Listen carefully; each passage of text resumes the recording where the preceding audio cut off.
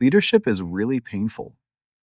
It's something I've experienced a lot over the last 20 years of leading teams, but it's not something that I was able to put into words until last week. I was writing notes for a book I'm writing titled What a Leader Owes Their Teams. And I was working on a chapter around a leader owing their teams protection, protecting their time, their focus, making sure that they're not getting blamed for things that are not their fault, making sure that they are not being overworked, having too much put on them, or having work assigned to them that they can't truly own and control, making sure that, it sort of touches everything, like making sure that the measures of success, the metrics are ones that honor your team's work and aren't going to let them be thrown under the bus when something else doesn't, work out. And it also means that when things don't work out, you take the blame. As a manager, you know, we are in charge of what happens. We're setting the goals. And so if things don't work out, we don't just spread that blame around. We don't just pass the buck. We take that.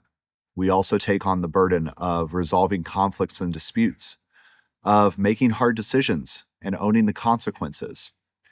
And as I thought and talked and wrote through this, because I often am dictating when I'm writing notes as I think out loud, I did have to wrestle a little bit with, why does anybody step into leadership?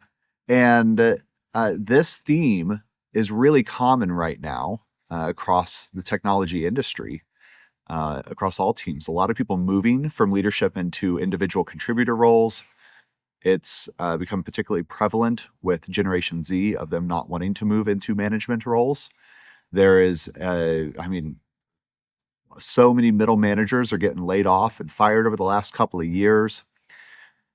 And yet, from where I sit, what I see is that the work of leadership still has to happen. It's still, working with there still needs to be someone who decides what we're going to do. And the approach of failing fast and just, throw the spaghetti at the wall and see what sticks, it's not a fiscally responsible way for a company to test things. They end up running out of money. Dave Parker writes about this a lot in his books on finding product market fit, that experimentation is valuable, but it's not the only way of finding product market fit. You can think through things and make decisions that are wise, but having somebody in the position to make a decision, that's a leader. An individual contributor can't do that across everything, and they're not necessarily equipped to, not just in terms of training, but in terms of temperament. And temperament and attitude and emotional quotient, like these are the things that I was thinking a lot about last week, and thinking about one of the Clifton strengths of responsibility. Like somebody who feels a responsibility for their team to protect them and serve them and take care of them. And I think one of the problems of the last few decades has been, as many people have pointed out, management and the management track was the way to make more money. And so you had people who didn't care about good communication or protection of their team or investing in them and helping them grow. You had people moving into management roles who weren't good leaders, which doesn't help us either. But I think that we are overcorrecting right now by effectively saying all we need are some coaches, this whole player coach mentality that's getting into these large enterprises. All we need is coaches, and we don't really need managers. The reality is humans are tribal. We look for leaders. Some people are going to step into that gap, whether they are named for it or not, whether they've got the title. And I worry about the lack of support that they will have, because we are dismantling the structures of support that middle managers had in the past, because we're getting rid of all management. I read about a company yesterday got rid of their entire human resources department. And there's arguments on both sides of that, right? But like we're we're swinging too far and overcorrecting, I think. We're not necessarily being judicious. The reality is that leadership is still necessary. I think it's actually still going to be happening in these companies that are getting rid of their managers. But I think it's going to be people in individual contributor roles who are doing the de facto job of leadership, but they won't have the support that they once had. And so when the reality of the pain of leadership asserts itself, they're going to really struggle. And I guess because of my own leadership tendencies, I worry about that.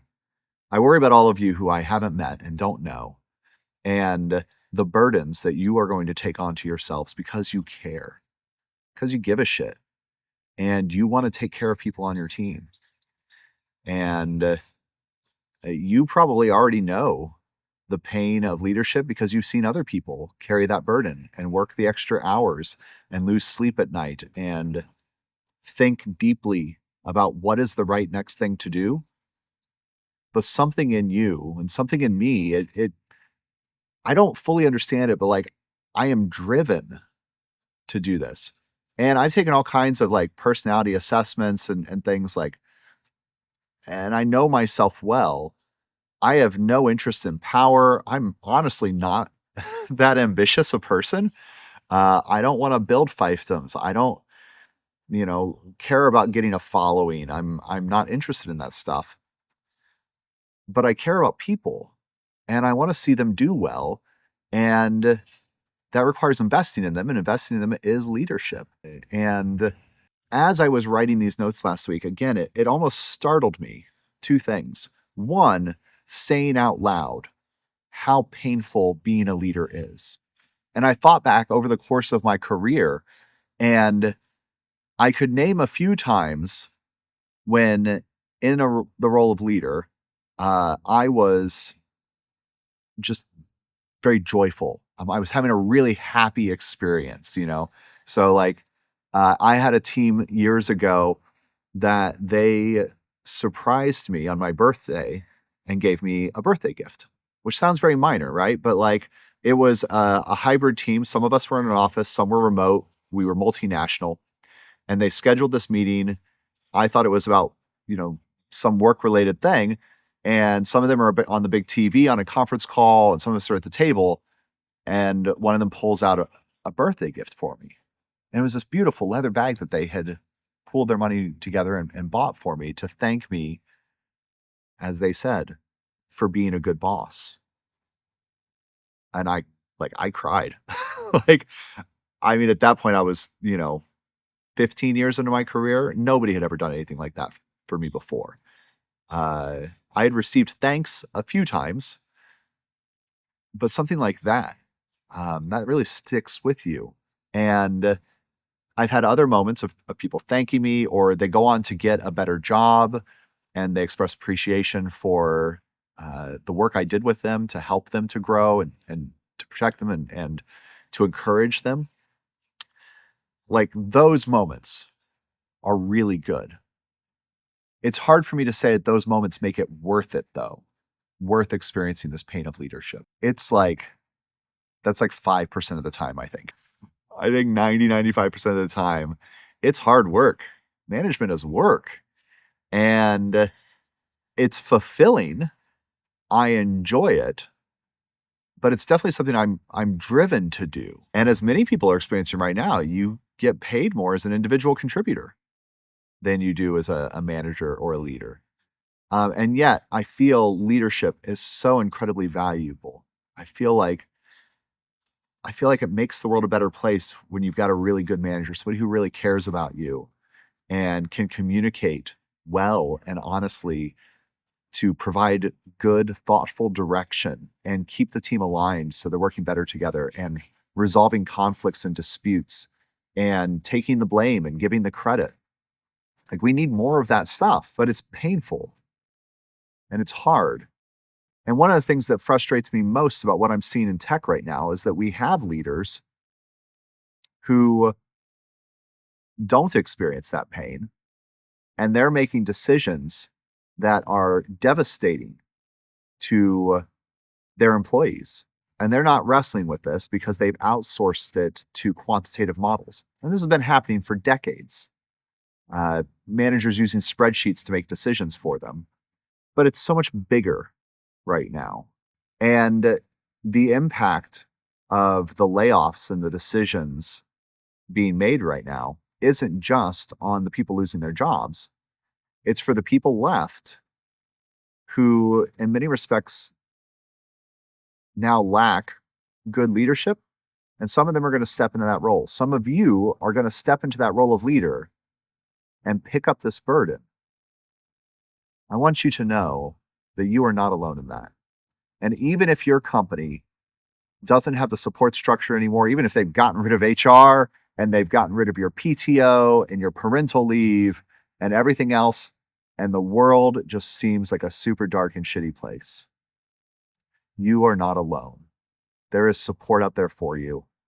I'm here for you. And I'm going to keep writing and talking about this because if nothing else, I want you to know you're not alone and somebody cares and wants to share that burden with you. So if leadership feels really painful to you and it feels scary to you, there's an element of that I think is good. I think that is a recognition of the reality of leadership and carrying others and resolving the conflicts and bringing them, together.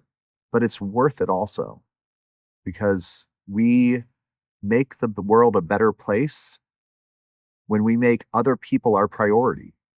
We make the world a better place when we take care of other people. And that's what good leaders do. And so if you're here, I believe you are a good leader. You're looking to do this better. So am I. I hope you'll go with this journey on me. So I hope you'll go with this. So I hope you'll go on this journey with me of becoming a better leader and a better human being so that we can take care of the people around us. And regardless of what the companies do and the CEOs and the stock and everything else, let's remember the priority that is our team and ourselves and our own mental health. And let's focus on the people and taking care of them and being good to them.